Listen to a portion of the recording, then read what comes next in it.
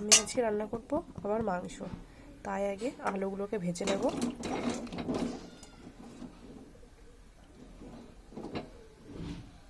তেলটা গরম হয়ে গেছে, এবার আমি এর মধ্যে দিয়ে দেবো আলুগুলো।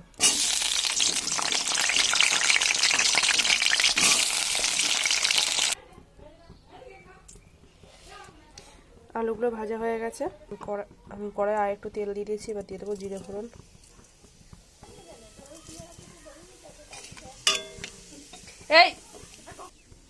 এবার আমি দিয়ে দিচ্ছি পেঁয়াজ কুচি।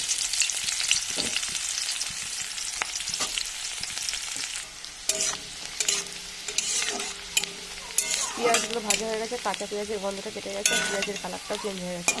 এবার আমি দিয়ে দেবো এর মধ্যে আদা, রসুন, জিরে আর শুকনো লঙ্কা পেস্ট।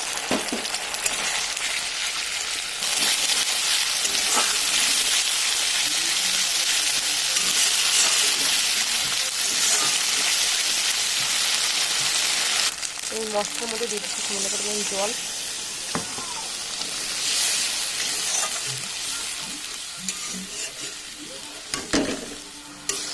দিয়ে দিচ্ছি টমেটো।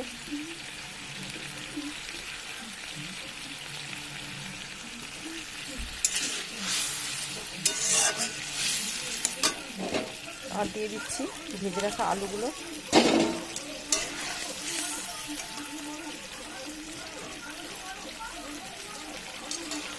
এবার দিয়ে দিচ্ছি লবণ, দিয়ে দিচ্ছি সামান্য পরিমাণ হলুদ।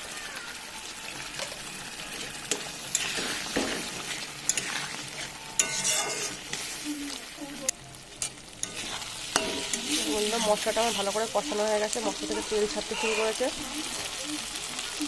তাই আমি দিয়ে দেবো এর মধ্যে মাংস।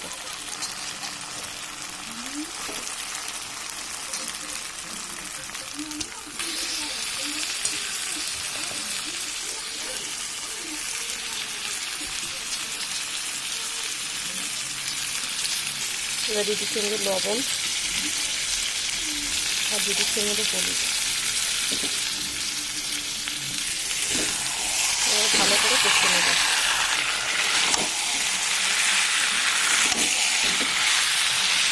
মশলার সঙ্গে ভালো করে মাখিয়ে নিয়েছিলাম, এইবার আমি ভালো করে কিছুক্ষণ ধরে কষতে নেব।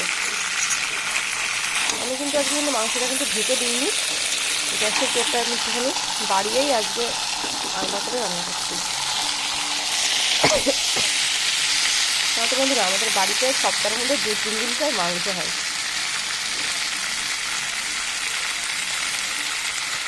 তোমাদের বাড়িতে কার কার বাড়িতে এরকম হয় আমাকে জানিও কমেন্টে।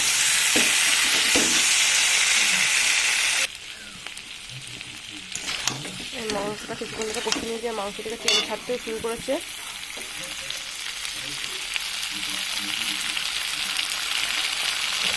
তাহলে এর মধ্যে সামান্য পরিমাণ জলটা দিয়ে একটু অল্প করে দেবো।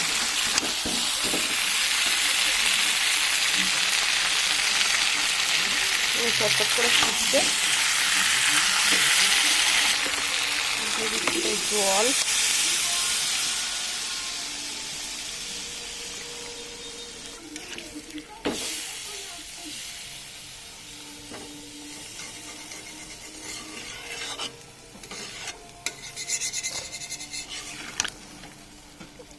তরকারিটা ঢেকে দেবো।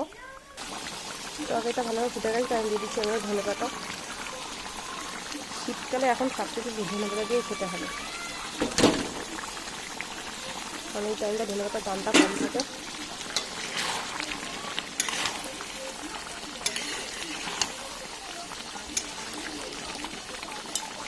দেখুন আমার তরকারিটা কিন্তু গাঢ় হয়ে এসছে, তাই এবার নামিয়ে নেবো। এবার আমি দিচ্ছি গুঁড়ো গরম মশলা।